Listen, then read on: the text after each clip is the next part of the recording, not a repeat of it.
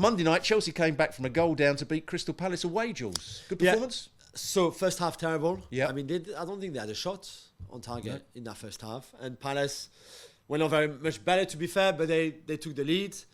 And we've been quite critical of Pochettino on the show. Yeah. Me, you, Gab, everyone, to be fair. And especially, I've never really been impressed with his in-game management in Paris, even at Spurs. And I have to say, credit to him for changing at halftime to make the right tweaks in what the team was playing. And it was a much better second half. And in the end, I think they deserved to win, even if they scored the 2 winning goals late in the game in garbage time, as Gab likes to say. But I thought it was a much better performance. The issue I have is the lack of consistency, which we've said before about Chelsea. How can you be really good against Villa away and then come back to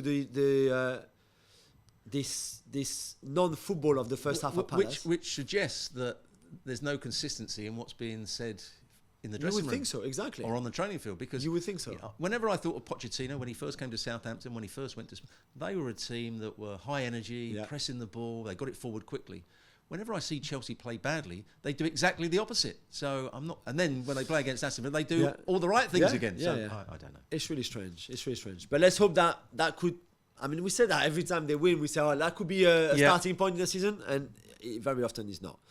I'll tell you what is not going to be a turning point in that season, or might be, is that defeat for Crystal Palace puts even more pressure on Roy Hodgson's future. If we were together, because they're co-owners, the 2 owners of Crystal Palace, what would we do?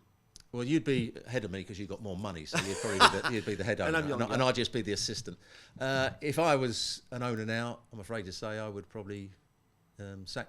But it's fair to say we would have never given him another year in his contract, right? No. He came in for Vieira last season, did a decent job, kept them up, and then last summer we would have said, thanks, Roy, but let's get a good plan here with somebody with a vision and that we can look forward to, right? Yeah, and I've seen so many clubs. I was at one at the time when Wimbledon went down all those years ago when Egil Olsen came in, and it was obvious by Christmas that the club was going in a downward spiral. I think they lost 17 out of 18 games towards the end of the season. They only got 1 draw. That was the second last game of the season, and obviously went down. But you could see there was no way back for the team. You know, no matter what he was going to do in changing the personnel or changing the tactics, or the club and the players had turned against him, and it wasn't going to happen. The fans have a big say at Crystal Palace at the moment, and they're not happy with what's going on behind the scenes, but they're also not happy with the manager. Some of the manager's comments haven't endeared himself to the fans either. And obviously the players are upset at the moment and don't see any sort of consistency in what they're doing. The football's not great. They're not scoring enough goals. If they don't make a change, there's every chance they might be right down in the relegation zone come the end of the season. So there's talk about Oliver Glasner. Remember him from Wolfsburg, who took them in the Champions League, then won obviously the Europa League against Glasgow Rangers with Frankfurt. Who I think is a good, high intensity, quite direct manager. Which could be, I think, interesting, to be fair. I think it could be really, really interesting. I just think that why wait now anyway? Yeah.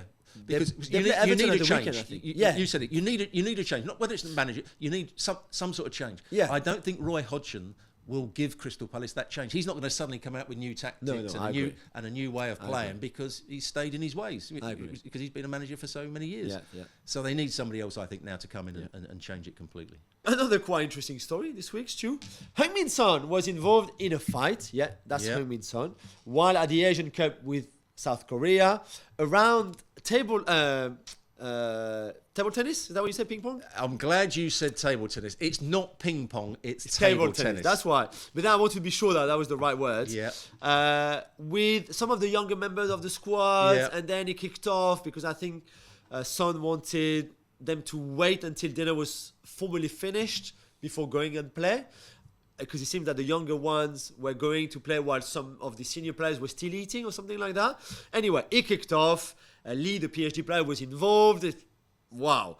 I mean, there's nothing unusual. In your career, you must have seen teammates fighting on the pitch, off the pitch. Usually not over whether somebody left the lunch table too early. I know. I mean, there was at Arsenal, there was 2 players that had 3 or 4 fights. They didn't like each other. Yet they still played cards on the coach going to games together.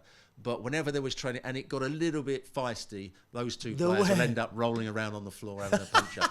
And would you just leave them, or would you separate them? Well, the players usually let them get on with it, and the manager, there's quite if you can picture this, we were playing Plymouth away. Right. We stayed overnight in the hotel, and the players were allowed to go out. And I was rooming with Dave O'Leary at the time. We heard a bit of a fracas down the corridor. Right. So when you mean go out, go to the pub? They could go to anywhere they wanted. And these two players came back down the corridor arguing.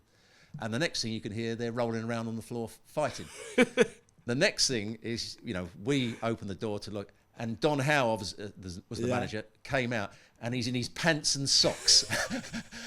And no t-shirt. No t-shirt. And he's quite a big man. Yeah. I remember that. So, and I think, he had his pants, his socks, and his shoes on. And he came out to break it up. But I won't tell you who the players were. It's not always bad. One was an England fullback, and the other one scored a winner in the cup final against Manchester United. So you probably got that. Sure, we mentioned Trent Alexander-Arnold on Monday's show and his knee injury. We have now the confirmation that he will be out for a few weeks. This is not good news. Not good news for Liverpool. Not good news for Trent Alexander-Arnold, because no player wants to be out injured, particularly a knee. But there are players that can play in those positions and have played in that position very well. Bradley, I think, is a much better defender than Alexander-Arnold. More traditional right back as well than Trent. And in the games I've seen him play, he's got forward to good effect. Yeah. He whipped a couple of balls into the... There was one league match where I thought he was absolutely outstanding. Chelsea. Remember, he scored against Chelsea he was brilliant in that game. So...